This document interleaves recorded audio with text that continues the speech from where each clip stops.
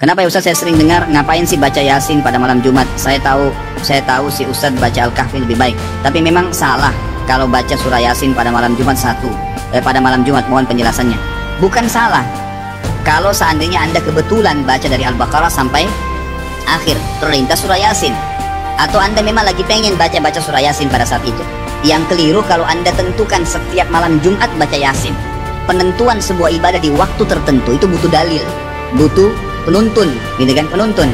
Kalau Al-Kahfi jelas ada perintahnya, Kalau ini tidak ada perintahnya, tidak ada hadis yang khusus menjelaskan baca Yasin di malam Jumat.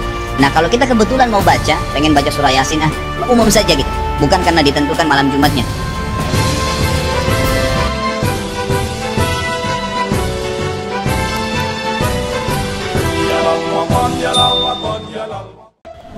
Belakangan ini hobinya orang Jawa, di mana-mana pasti yasinan, Mbak ya. Yasinan, apalagi selamatan, kendurian. Kalau saya suka duriannya, Pak. Modus, Pak ya. Apalagi tuh? 7 bulanan ya. Oke, apalagi? Orang meninggal diapain namanya tuh? Tahlilnya 7 hari. Wah, itu bagi mereka apa tuh? Udah dengar mereka bilang bapak-bapak ini ahli bid'ah? Udah dengar ya? Terus mau balas nggak? Mau dikasih senjata nggak? Ya, bukan senjata golok, Pak, bukan. Karena mereka main mulut, kita balas pakai mulut. Mereka pakai dalil, kita balas pakai dalil. Bukan untuk mengalahkan mereka, tapi niatnya untuk menenangkan hati kita dalam beramal. Satu kali datang seseorang ke rumah. Dulu saya tinggal di pesantren ya, di rumah untuk ustaz, untuk pengabdi. Tiba-tiba ada yang datang ya, nanyain konfirmasi. Itu hadis yasinan itu hadisnya dhaif. Tahu dhaif, Pak? Apa arti dhaif? Mantap ini santri kali dulu ya. Sebelum pindah ke sini santri nih kayaknya. Alhamdulillah. Ya. Saya juga nyantri, Pak, sama orang Jawa. Guru saya orang Jawa banyak ya. Orang Jawa bisa hafal Alfiah, orang Arab aja enggak. Dan orang Jawa tuh kalau lagi naik motor bisa bolak-balik baca Alfiah, selesai. Tapi orang Arab belum tentu bisa. Jadi pas kami dulu tes sama Syekh Hasan itu, beliau kaget ketika ada mahasiswa hafal Alfiah. Beliau doktornya Al-Azhar, ulama Damaskus, tinggal di Jerman sekarang.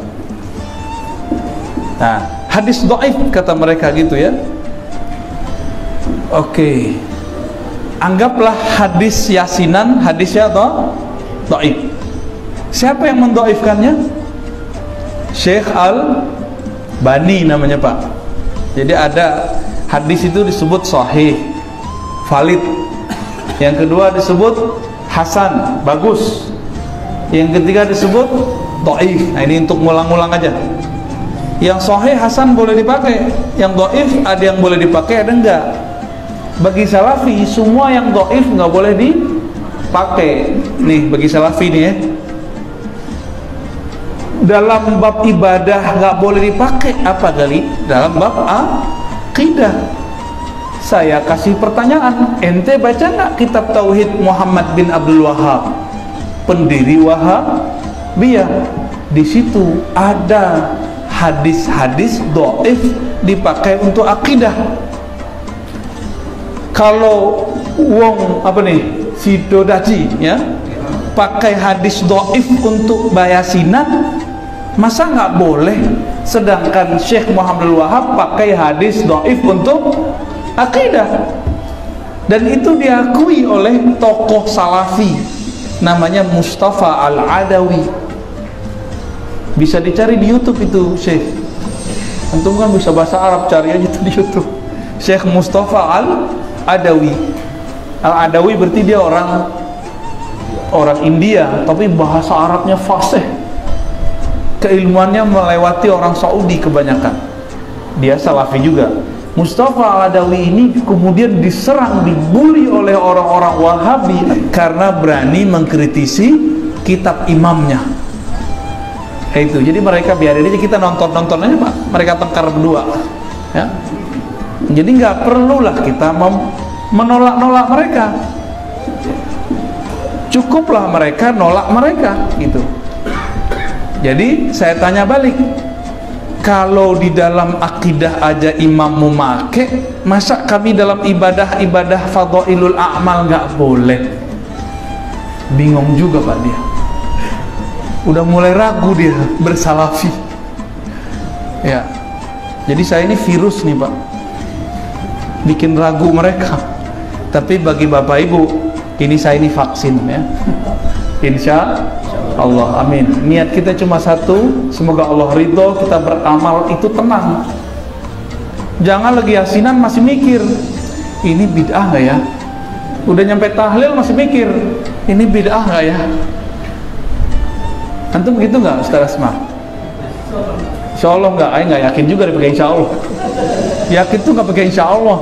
Hakul yakin nggak ada ya insya Allahnya, udah yakin gitu.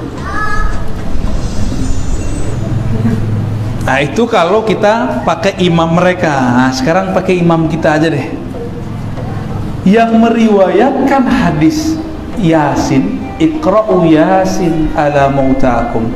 Bacalah Yasin terhadap orang yang mauta, yang akan mati, masih hidup berarti, yang sakaratul maut, yang telah meninggal, berarti 3. Yang akan mati, sakaratul maut, atau yang sudah meninggal. Dibacakan surat Yasin. Ini riwayat Imam Abu Dawud, Imam Ibnu Majah, dan ketemu juga dalam riwayat Ibnu Hibban, Al-Hakim, dan lain-lainnya.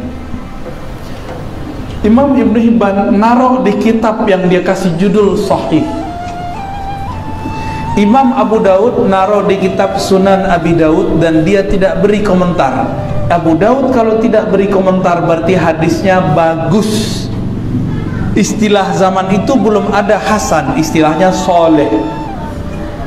Wa ma sakattu anhu fahuwa salih. Hadis kalau Imam Abu Dawud tidak komentar, maka hadisnya bagus. Berarti hadis yasinan bagus nggak Pak? Mentang-mentang yasinan nih yang bilang bagus-bagus aja nih. Ya. Iya. Nah, itu dalil terakhir itu Ustadz. Sabar tahan. Ini kayaknya karena banser nih, semangat nih. Baik.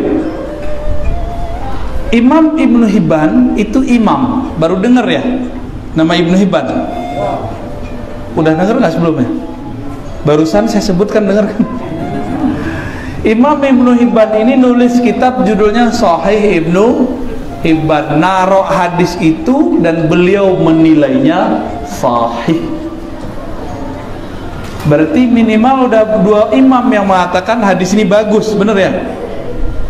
Kalau ada imam dulu bilang sahih, imam sekarang bilang tidak sahih, kita ikut yang mana? Yang dulu aja ya. Kenapa? Katanya ikut salaf. Itu Ibnu Hibban, Imam Ibnu Hibban sudah di awal khalaf ya. Imam Abu Dawud, imam salaf sezaman dengan Bukhari, sepengajian dengan Imam Bukhari. Bedanya umurnya agak lebih panjang aja dari Imam Bukhari. Imam Abu Dawud, imam salaf, tidak mempermasalahkan hadis yasinan. Jadi kira-kira kita baca yasin nggak Pak nih? Tetap baca yasin ya. Ustadz, bukan itu doang, habis baca yasin kok pakai baca Al-Fatihah, Alif Lam Mim, ayat kursi, amanah Rasul. Ini kan Nabi kan nggak pernah begini. Nah, Nabi nggak pernah lakukan. Nah ini gaya mereka nih. Mereka ini kalau nggak tahu bilang nggak ada. Nah ini pembohongan baru atas nama Rasulullah.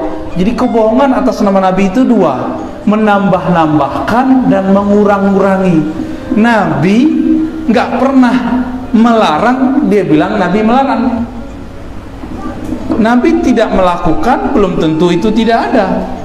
Lihat dulu sahabat Nabi.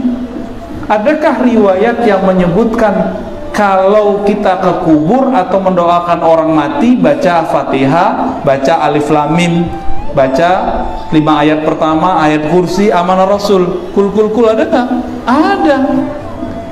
Yang meriwayatkan itu imamnya sendiri, yaitu Ibnu Qayyim. Dikumpulkan oleh Ibnu Qayyim riwayat-riwayat dari Lalikai, riwayat dari Qudai, riwayat banyak sekali bahwa Ibnu Umar sebelum wafat berpesan. Apa pesan beliau? Kalau saya mati, bacakan kepada saya, dan itu dikubur loh ya, baca Quran dikubur, bayangkan. Al-Fatihah, Alif Lam Mim sampai 5 ayat terakhir, ayat kursi dan seterusnya. Ini pesan siapa? Sahabat Ibnu Umar. Ibnu Umar sahabat bukan? Anak dari Umar, namanya Abdullah bin Umar. Maka amalan yasinan lalu khataman dimulai dengan Fatihah, Alif Lam Mim, ayat kursi, amanah Rasul, kul itu bukan buatan NU. Buatan siapa? Buatan siapa itu? Itu buatan Ibnu Umar. Minimal kalau kamu sebut Nabi, tuan Ibnu Umar PNU. Kalau emang malu, wah saya nggak mau jadi NU, ya sudah. Ini lihat di riwayat bukan NU yang meriwayatkan. Berarti ini hadis sudah ada sebelum NU lahir, benar nggak?